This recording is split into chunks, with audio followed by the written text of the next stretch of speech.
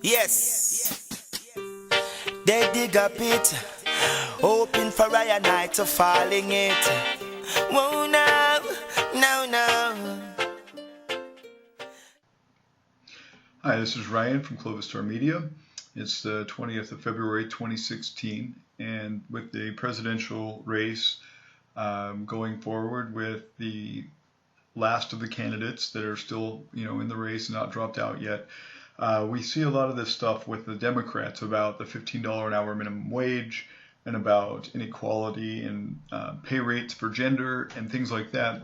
And I've made videos on this in the past. Back in 2013, I made this video about what's her name, Kshama Sawant in Seattle, who ran for city council and won, and her campaign promise was to make a $15 an hour minimum wage, which she got passed. They got it through.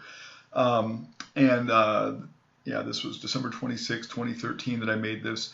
And so the result of that is that there was an unexpected fallout from the $15 an hour minimum wage. The people that now are making $15 an hour minimum wage are asking for less hours because they don't qualify for government assistance anymore. So they want $15 an hour minimum wage, plus they want government assistance. It's not one or the other. Everybody talks about a living wage. Well, now they've got the living wage. Now everything costs more. Now they want government assistance plus the $15 an hour minimum wage. The thing about this minimum wage thing is this is an entry level thing. This isn't a lifetime event for people. It really just reflects very few people. In fact, the total minimum wage employment population is about 1.3 million people, or 3.9% of all hourly paid workers. So it's a very small fraction of the population. These are the people who enter the workforce for the first time, get a little bit of training, get a little bit of job skill and work habit, and then they move forward to a different job.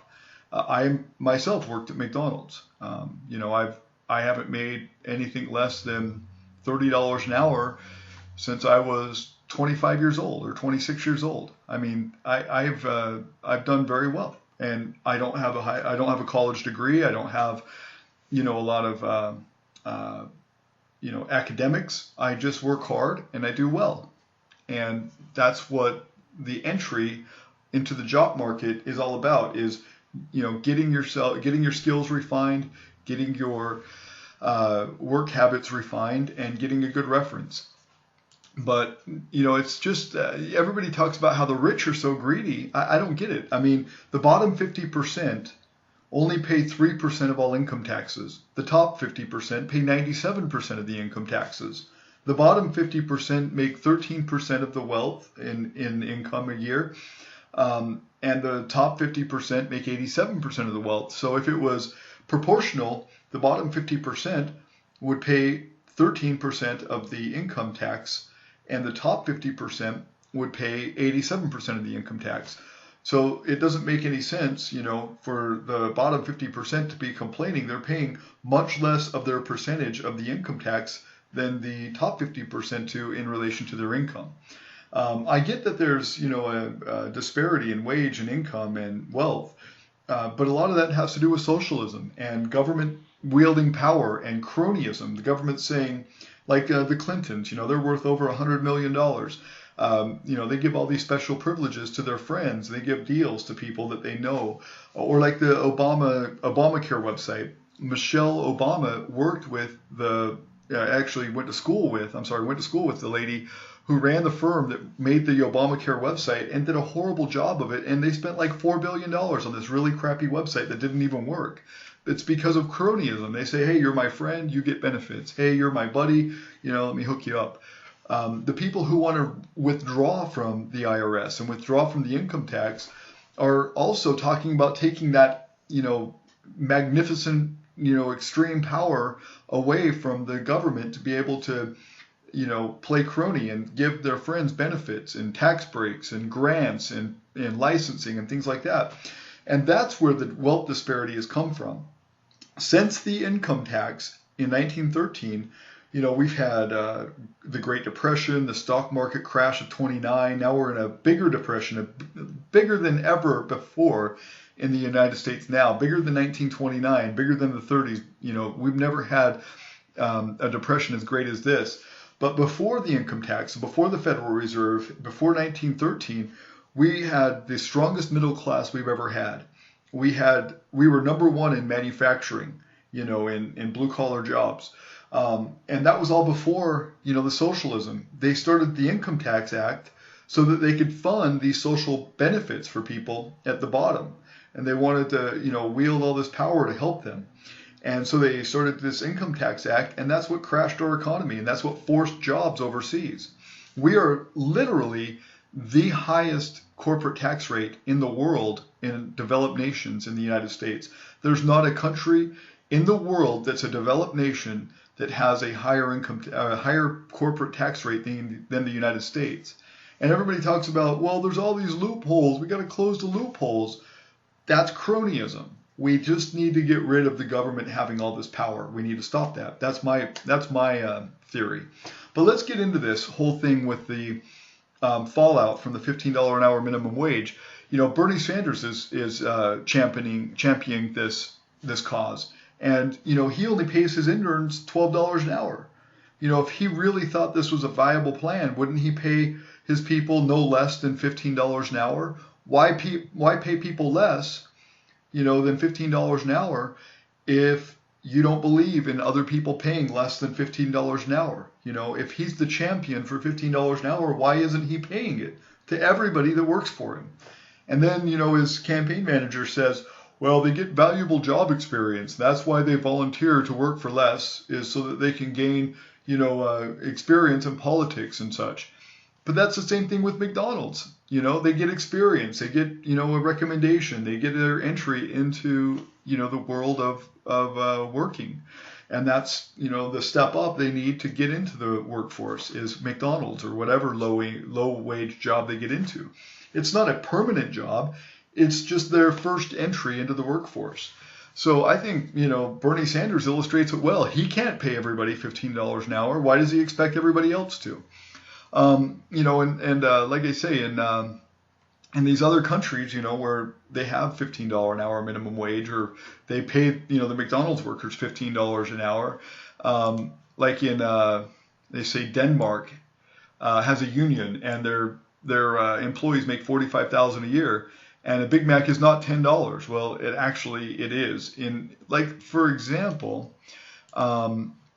in Norway, you'll pay $23 for a single meal of a Big Mac, soda, and fries, compared to like the $8 you'll pay here in the United States.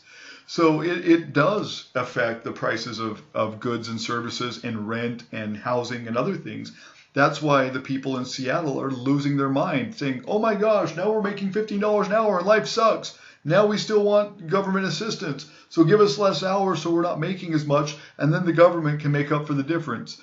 Yeah, it's crazy. It's crazy talk. If $15 an hour is a minimum, or is the living wage for people, why can't they live on that wage? Why do they still, want to fight for these government assistance benefits? Why can't they live off $15 an hour if that's a livable wage? Well, they don't want to. They want the government to intervene. They're pissed off because, they were getting all these freebies they didn't have to work for, and now with this new wage law, $15 an hour minimum, now they can't get the government benefits. They can't get all the freebies. They don't want to work for it. They want a little assistance. They want a little bit of a benefit for being on the bottom. They're like, oh, we're on the bottom. We need all the help we can get. Well, sure. If you're not making a living wage, I get that some people need some hand up, some assistance. That's been the case ever since before welfare. There was charities out there. We had private charities in this country that helped a lot of people. The Catholics, the Baptists, all of them were private and effective, and we had less poverty before the IRS and the social benefits and welfare and things like that. We had less people in poverty because neighbors helped one another before the government started intervening. Now that the government has intervened, now people are like, well, the government's got it. We'll back off, let them take care of it. We're taxed to death. We have less wealth to spread around. So let the government take care of it. Everybody complains about Walmart and all these other places. Well, the government has put themselves in that position to pick up the slack so that the community isn't helping one another. Now they all depend on the government. And now that the government has intervened, now they're pissed off that they're making $15 an hour, even though that was what they were fighting for. Now they don't like it. It doesn't make any sense to me. So I'll show you some of these graphics. I made some of these graphics here, like this one. And this isn't even fully representative. Like I said, in Norway, you'll pay $23 for a meal. I only got it up to $16.79 at the $15 an hour minimum wage issue. But in Norway, you're going to pay even more than that. You're going to pay almost $10 an hour more than the prices I have listed here for the meal that you want at McDonald's.